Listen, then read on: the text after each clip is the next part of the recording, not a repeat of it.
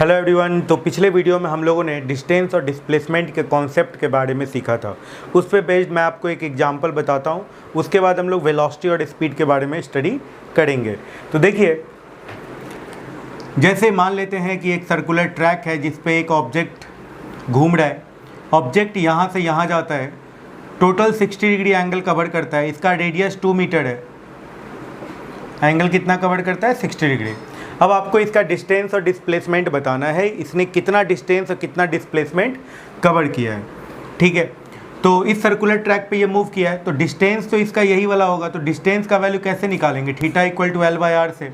L का value हो जाएगा R थीटा। ठीक है, और R और थीटा 60 डिग्री है। 60 डिग्री को डिग्री में यूज नहीं कर सकते हैं, रेडियन में यूज करना होगा। 60 डिग्री को कितना रेडियन लिखेंगे? तो π/180 इंटू 60 डिग्री इक्वल टू क्या होगा? 60 डिग्री इक्वल टू इतना रेडियन होगा, है ना। तो ये 1/3 से कट गया, मतलब π/3 रेडियन हो जाएगा। तो यहाँ पे थीटा की जगह पे क्या यूज कर दें? π/3। तो L का वैल्यू क्या हो जाएगा बताइए? R के जगह पे 2 π/3, 2 इंटू 3.14/3। ठीक है, तो ये आ जाएगा 6.28/3। तो ये 2.09 के करीब आएगा, 2.09 मीटर के करीब आएगा। अब यदि हम लोगों को डिस्प्लेसमेंट निकालना है तो यहाँ पे कैसे? ये आर है, ये आर है, तो ये लेंथ, इस लेंथ का वैल्यू ये आर है, ये आर है। ठीक है, तो इस लेंथ का वैल्यू हम लोग क्या लिखते हैं? 2r sin θ/2 लिखते हैं, है ना। 2r sin θ/2 लिखते हैं। इसको यहाँ से परपेंडिकुलर ड्रॉ कीजिए, ये θ/2 हो जाएगा, ये 90 डिग्री हो जाएगा। 90 डिग्री के सामने हाइपोटेनस होता है, ये θ/2 होगा। तो sin θ/2 इक्वल टू क्या हो जाएगा? परपेंडिकुलर, ये परपेंडिकुलर बाय हाइपोटेनस P/R। और इसका जो डिस्प्लेसमेंट है ये 2 इंटू परपेंडिकुलर के बराबर है, मतलब 2r sin θ/2 के बराबर है। ठीक है, इस तरीके से आप कैलकुलेट कर सकते हैं डिस्प्लेसमेंट का वैल्यू। तो डिस्प्लेसमेंट कितने के बराबर आ जाएगा? 2 into sine 30 degree. Sine 30 degree का वैल्यू होता है 1/2 के बराबर। 1/2 से ये कट गया, इक्वल टू आ गया 2 मीटर। तो डिस्प्लेसमेंट कितना आया? 2 मीटर। डिस्टेंस कितना आ गया? 2.09 मीटर। तो यहाँ से भी आप समझ सकते हैं कि डिस्टेंस का जो वैल्यू है वो हमेशा ग्रेटर देन और इक्वल टू होता है मैग्नीट्यूड ऑफ डिस्प्लेसमेंट से। ठीक है, तो ये पॉइंट आप नोट कर सकते हैं। डिस्टेंस ऑलवेज ग्रेटर देन और equal to magnitude of displacement. ये पॉइंट नोट करने लायक है। ठीक है, ओके। डिस्टेंस हमेशा पॉजिटिव होता है। डिस्टेंस क्या होता है? डिस्टेंस एक पॉजिटिव क्वांटिटी है। डिस्टेंस एक पॉजिटिव क्वांटिटी है। ठीक है, और डिस्प्लेसमेंट क्या होता है? डिस्प्लेसमेंट पॉजिटिव, नेगेटिव और जीरो, कुछ भी हो सकता है। जैसे मान लेते हैं कोई ऑब्जेक्ट यहाँ से घूम फिर के यहीं पे आ गया, तो इसका डिस्प्लेसमेंट क्या होगा? जीरो होगा। लेकिन इसके डिस्टेंस की बात करेंगे तो नॉट जीरो होगा, है ना। तो ये डिस्टेंस और डिस्प्लेसमेंट से रिलेटेड कुछ पॉइंट्स थे जिसको आप नोट कीजिए। अब हम लोग स्पीड और वेलोसिटी के बारे में स्टडी करते हैं। अब हम लोग वेलोसिटी और स्पीड के बारे में डिस्कशन कर लेते हैं। वेलोसिटी क्या होता है? यदि आप वेलोसिटी की बात कीजिएगा तो ये होता है डिस्प्लेसमेंट बाय टाइम। मतलब आप वेलोसिटी को यदि डिफाइन करना चाहते हैं तो इसको आप कैसे डिफाइन कर सकते हो? Rate of change in position vector is defined as velocity. Rate of change in position vector is defined as velocity. ठीक है, तो रेट कैलकुलेट करने का तरीका, वेलोसिटी निकालिएगा तो rate calculate delta S by delta T. यहाँ पे क्या है? चेंज इन पोजीशन वेक्टर, या इसको डिस्प्लेसमेंट कहेंगे बाई डेल्टा टाइम। टाइम हो गया चेंज इन टाइम। ठीक है, तो यहाँ से जो निकलेगा ये एवरेज वेलोसिटी निकलेगा। Total displacement by total time एक तरीके से हो गया। डेल्टा एस का मतलब क्या हो गया? Total displacement by total time. तो ये कैसा वेलोसिटी हो जाएगा? Average velocity. जब भी आप total displacement by total time करके वेलोसिटी निकालिएगा तो वो कौन सा वेलोसिटी होगा? Average velocity. ठीक है, मतलब ये क्या हो गया? टोटल डिस्प्लेसमेंट बाई टोटल क्या हो गया यहाँ पे? Time taken. तो इस तरीके से ये क्या निकला? ये निकल गया एवरेज वेलोसिटी। ये एवरेज वेलोसिटी निकला। लेकिन जब बात करेंगे इंस्टेंटेनियस वेलोसिटी की तो आप डेल्टा करके नहीं निकाल सकते हैं, delta S by delta T करके नहीं निकाल सकते हैं। अब आपको डिफ्रेंसिएशन का सहारा लेना होगा। वेलोसिटी को देखिए, वेलोसिटी को कितने पार्ट्स में बांटा जाता है, ठीक है। तो वेलोसिटी को आप एवरेज वेलोसिटी, इंस्टेंटेनियस वेलोसिटी,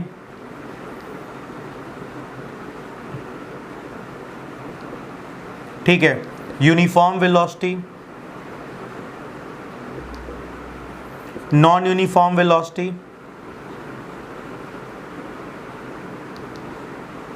इतने 4 तरीके से मेनली डिवाइड करते हैं। एवरेज वेलोसिटी में क्या है, ये डिस्प्लेसमेंट बाय टाइम ही है, लेकिन total displacement by total time कर देंगे तो क्या निकल जाएगा, एवरेज वेलोसिटी। यदि डिफरेंशिएट करके वेलोसिटी निकालते हैं, ds बाई dt करके निकालते हैं, ठीक है। मतलब डिस्प्लेसमेंट का इक्वेशन दिया हुआ है टी स्क्वायर प्लस, मान लेते हैं टी स्क्वायर प्लस टी दिया हुआ है, ठीक है। तो इसका इंस्टेंटेनियस वेलोसिटी का इक्वेशन क्या होगा, तो ds बाई dt कर देंगे तो क्या हो जाएगा, 2t + 1 आ जाएगा। तो यहाँ से ये कैसा वेलोसिटी निकला है, ये इंस्टेंटेनियस वेलोसिटी निकला है। ये इंस्टेंटेनियस वेलोसिटी का इक्वेशन हो गया 2t + 1। देख रहे ना, डिफरेंट टाइम पे डिफरेंट वेलोसिटी होगा। t = 0 पे, t = 0 पे जो वेलोसिटी होता है उसको इनिशियल वेलोसिटी कहा जाता है, ठीक है। At t = 0 velocity is said to be what? Said to be initial velocity, ठीक है ना। तो इस क्वेश्चन में जैसे ds बाई dt का वैल्यू आ गया है 2t + 1, तो इसमें यदि इसका पूछ दिया जाए कैलकुलेट द इनिशियल वेलोसिटी, तो इनिशियल वेलोसिटी क्या हो जाएगा, t के जगह पे 0 पुट कर देंगे तो 1 मीटर पर सेकेंड हो जाएगा इसका इनिशियल वेलोसिटी। समझ में आ रही है बात। v = क्या आ गया, 2t + 1 आ गया है ना वेलोसिटी का इक्वेशन। तो एट t = 0 जो वेलोसिटी होगा उसको इनिशियल वेलोसिटी कहेंगे तो 1 मीटर पर सेकेंड हो जाएगा। अब यही बोल दे t = 1 सेकेंड पे वेलोसिटी क्या होगा, तो एट 1 सेकेंड इसका वेलोसिटी क्या हो जाएगा, 1 पुट कर दीजिए तो 2 × 1 + 1 = 3 मीटर पर सेकेंड। एट 1 सेकेंड इसका वेलोसिटी हो जाएगा 3 मीटर पर सेकेंड। ये क्या हो गया, ये इंस्टेंटेनियस 3 सेकेंड पे क्या वेलोसिटी था। अब यही बोला जाएगा 0 से 3 सेकेंड तक क्या वेलोसिटी होगा, 0 से 3 सेकेंड तक में जो वेलोसिटी होगा उसको कैलकुलेट करना है, तो वो क्या हो जाएगा, एवरेज वेलोसिटी हो जाएगा। तो जैसे यहीं पर इक्वेशन दिया हुआ है t² + t, है ना। तो यहाँ पे यदि आप 0 पुट कीजिएगा तो एट t = 0 पे डिस्प्लेसमेंट कितना है, एट t = 0 डिस्प्लेसमेंट कितना है, 0 पुट कर दीजिए t² + t में। डिस्प्लेसमेंट का इक्वेशन क्या दिया हुआ है, t² + t दिया हुआ है। इसमें यदि t के जगह पे 0 पुट कीजिएगा तो डिस्प्लेसमेंट आ जाएगा 0 सेकेंड पे, और यही आपको कैलकुलेट करना है कितने सेकेंड पे, 1 सेकेंड पे, ठीक है। एट t = 1 सेकेंड इसका डिस्प्लेसमेंट क्या हो जाएगा, 1 का स्क्वायर + 1 तो 2 मीटर आ जाएगा इसका डिस्प्लेसमेंट। अब पूछा जाए 0 to 1 सेकेंड इसका एवरेज वेलोसिटी कितना था, तो 0 से 1 second total displacement by total time करेंगे हम लोग, तो टोटल डिस्प्लेसमेंट इसका क्या हो गया, 2 मीटर। टोटल टाइम टेकन क्या हो गया, टोटल 0 से 1 सेकेंड, 1 सेकेंड तो 2 मीटर पर सेकेंड इसका क्या आ गया, एवरेज वेलोसिटी आ गया, ठीक है। और इसका इनिशियल वेलोसिटी कितना आया था, 1 मीटर पर सेकेंड आया था, और इसका इंस्टेंटेनियस वेलोसिटी एट 1 सेकेंड क्या आ गया था, 3 मीटर पर सेकेंड आ गया था। t = 1 पुट करके आपने कैलकुलेट किया था इंस्टेंटेनियस वेलोसिटी। तो एवरेज वेलोसिटी और इंस्टेंटेनियस वेलोसिटी की बात होगी। एवरेज वेलोसिटी में आप total displacement by total time करेंगे और एवरेज वेलोसिटी निकालेंगे। इंस्टेंटेनियस वेलोसिटी में आप डिस्प्लेसमेंट के इक्वेशन को डिफ्रेंशिएट करेंगे और फिर टाइम का वैल्यू पुट करके आप इंस्टेंटेनियस वेलोसिटी निकालेंगे, ठीक है। यूनिफॉर्म वेलोसिटी और नॉन यूनिफॉर्म वेलोसिटी की बात करते हैं। यूनिफॉर्म का मतलब होता है फिजिक्स में कांस्टेंट। यूनिफॉर्म का मतलब फिजिक्स में क्या होता है, कांस्टेंट। तो किसी भी ऑब्जेक्ट का यदि वेलोसिटी यूनिफॉर्म है इसका मतलब क्या है, उसका वेलोसिटी कांस्टेंट है, ठीक है। तो ये पॉइंट आप याद रखेंगे। Uniform velocity means constant velocity. Uniform velocity का मतलब क्या हो गया, कांस्टेंट वेलोसिटी हो गया, ठीक है ना। मतलब वेलोसिटी कांस्टेंट है। वेलोसिटी क्या है, कांस्टेंट है। वेलोसिटी बदल ही नहीं रहा है। एक ऑब्जेक्ट है जो यहाँ पर भी 2 मीटर पर सेकेंड से चल रहा था, यहाँ पर भी 2 मीटर पर सेकेंड से चल रहा था, ठीक है, और यहाँ पर भी 2 मीटर पर सेकेंड से चल रहा था। तो इसका क्या कहेंगे कि वेलोसिटी कैसा वेलोसिटी है, ये यूनिफॉर्म वेलोसिटी है। तो ये कौन सा वेलोसिटी हो गया, यूनिफॉर्म। यूनिफॉर्म का मतलब क्या हो गया, कांस्टेंट वेलोसिटी। ठीक है, तो हम लोग यूनिफॉर्म वेलोसिटी के बारे में सीख गए। अभी इस पे मैं कुछ क्वेश्चन करवाऊंगा एवरेज वेलोसिटी और इंस्टेंटेनियस वेलोसिटी के पॉइंट पर। ये यूनिफॉर्म वेलोसिटी हो गया। नॉन यूनिफॉर्म वेलोसिटी की बात करते हैं। यदि आप बात करते हैं नॉन यूनिफॉर्म वेलोसिटी की, ठीक है, नॉन यूनिफॉर्म वेलोसिटी का मतलब क्या हो गया, वेरिएबल वेलोसिटी। कैसा वेलोसिटी, वेरिएबल वेलोसिटी। ठीक है, जब वेलोसिटी बदल रहा हो। ठीक है, जैसे मानकर चलिए कि यहाँ पे ये चल रहा था 2 मीटर पर सेकेंड से, यहाँ पे इसका स्पीड हो गया 3 मीटर पर सेकेंड, और यहाँ पे इसका स्पीड हो गया 5 मीटर पर सेकेंड। तो देख रहे हैं ना, इसके वेलोसिटी में इंक्रीमेंट आता जा रहा है। फिर कुछ देर के बाद 7 हो जाएगा, कुछ देर के बाद 9 हो जाएगा, कुछ देर के बाद 11 हो जाएगा, कुछ देर के बाद 12 हो जाएगा। इस तरीके से इसका वेलोसिटी इंक्रीज करता जा रहा है। तो इस तरह के वेलोसिटी को हम लोग क्या कहेंगे, non uniform velocity. Uniform velocity को ऐसे भी डिफाइन किया जाता है, यदि कोई ऑब्जेक्ट इक्वल टाइम इंटरवल में इक्वल डिस्प्लेसमेंट तय करता है तो हम लोग कहते हैं कि उसका जो वेलोसिटी है वो यूनिफॉर्म है। ठीक है, मतलब if an object travel equal displacement in equal interval of time then we can say that velocity will be uniform, and if an object travel unequal displacement in equal interval of time then we can say that object is moving with non uniform velocity. तो ये uniform और non uniform velocity की बात हो गई। ठीक है, चलिए हम लोग एवरेज और इंस्टेंटेनियस वेलोसिटी पे बेस्ड एक एग्जांपल कर लेते हैं, एक अच्छा एग्जांपल कर लेते हैं, उसके बाद हम लोग आगे बढ़ते हैं, स्पीड पे चलेंगे। अब हम लोग एवरेज स्पीड और इंस्टेंटेनियस स्पीड पे बेस्ड एक एग्जांपल कर लेते हैं। क्वेश्चन देखिएगा, क्वेश्चन में दिया हुआ है कि किसी भी ऑब्जेक्ट का जो डिस्प्लेसमेंट है t² - 2t + 1 दिया हुआ है। ठीक है, अब क्वेश्चन में है find average velocity in 0 to 3 second. ठीक है, ये ए पार्ट का क्वेश्चन है। बी पार्ट में है find average velocity in 1 second to 3 second. ठीक है, सी में है find instantaneous velocity, instantaneous velocity at 2 second. D में है find instantaneous velocity at 4 second. ये 4 क्वेश्चन दिया हुआ है। तो सबसे पहले बात करते हैं, ये एवरेज वेलोसिटी कैलकुलेट करना है 0 से 3 सेकेंड में। ठीक है, तो 0 सेकेंड पे इसका डिस्प्लेसमेंट कितना होगा, t = 0 पुट कीजिएगा तो 1 मीटर आएगा। 3 सेकेंड पे इसका डिस्प्लेसमेंट कितना हो जाएगा, 3 सेकेंड पे डिस्प्लेसमेंट कैलकुलेट कीजिएगा तो क्या हो जाएगा, 3 का स्क्वायर -2 × 3 + 1, मतलब क्या होगा 9 - 6 + 1। ठीक है, तो 4 मीटर आ जाएगा, इसका डिस्प्लेसमेंट हो जाएगा। ओके, तो ए पार्ट में यदि एवरेज वेलोसिटी कैलकुलेट करेंगे, ए पार्ट में average velocity 0 second to 3 second में यदि आप इसका एवरेज वेलोसिटी निकालिएगा तो क्या हो जाएगा, total displacement 4 - 1 by total time taken कितना हो गया, 3 - 0, तो क्या हो गया 1 मीटर पर second is the average velocity in 0 to 3 second. ठीक है, अब यदि बात कर लेते हैं 1 से 3 सेकेंड पे, तो 1 सेकेंड पे इसका डिस्प्लेसमेंट कितना था, 1 - 2 + 1, 1 - 2 + 1, इसका मतलब डिस्प्लेसमेंट कितना था, इसका 0 था, 0 डिस्प्लेसमेंट था एट t = 1 सेकेंड। और 3 सेकेंड पे इसका डिस्प्लेसमेंट कितना था, 3 सेकेंड पे अभी आपने डिस्प्लेसमेंट निकाला था 4 मीटर था। तो यदि आप यहाँ पे एवरेज वेलोसिटी निकालना चाहते हैं, ठीक है, 1 से 3 सेकेंड, तो 4 - 0 बाई टोटल टाइम टेकन 3 - 1, तो आ जाएगा कितना, 2 मीटर पर सेकेंड। ऐसा क्यों हुआ, क्योंकि ऑब्जेक्ट जो है, ऑब्जेक्ट का यदि आप वेलोसिटी देखिएगा, ठीक है, तो ये ऑब्जेक्ट का डिस्प्लेसमेंट डिक्रीज हो रहा है। t = 0 पे इसका डिस्प्लेसमेंट कितना था, 1 मीटर, लेकिन t = 1 सेकेंड पे इसका डिस्प्लेसमेंट कितना है, 0 मीटर, मतलब इसका डिस्प्लेसमेंट घट रहा है, इसका वेलोसिटी अपोजिट डायरेक्शन में होगा। ओके, आप डिफ्रेंशिएट करके देख लीजिए, इसका वेलोसिटी निगेटिव आएगा।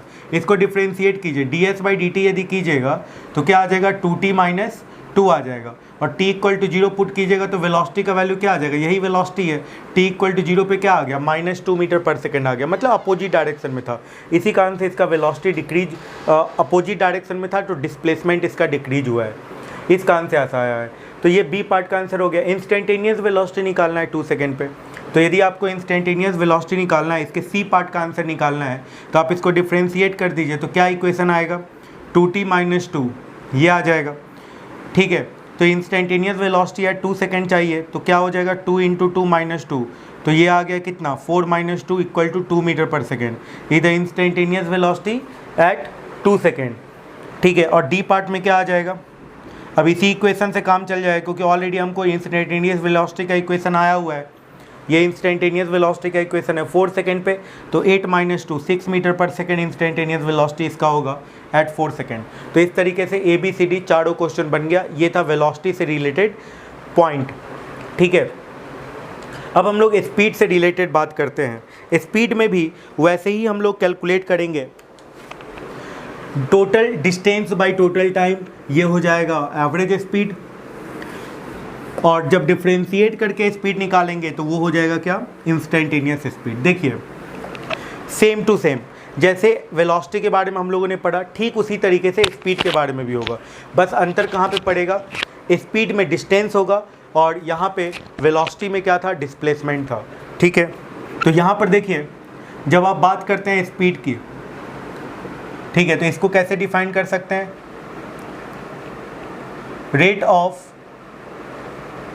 चेंज इन डिस्टेंस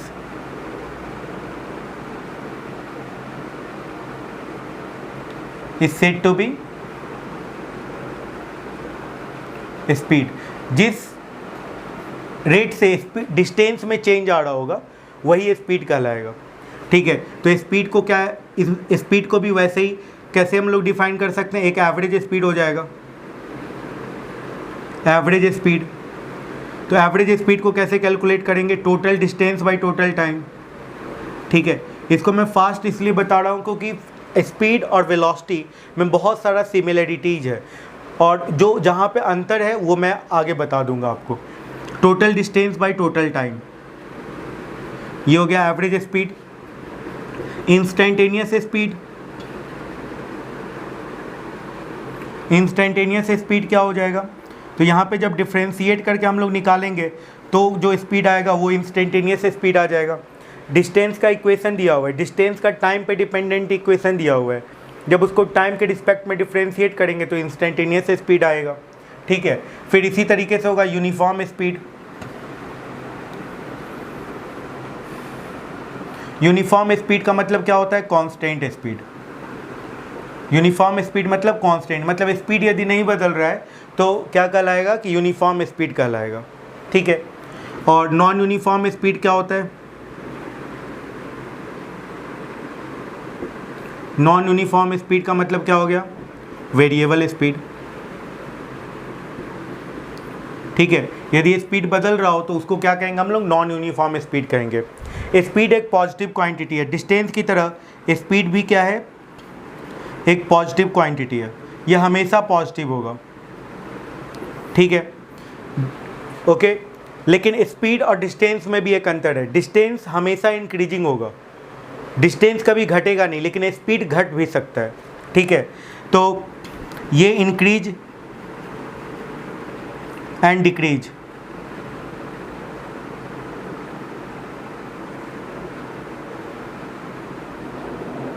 ये दोनों चीज़ हो सकता है, लेकिन डिस्टेंस क्या होता है,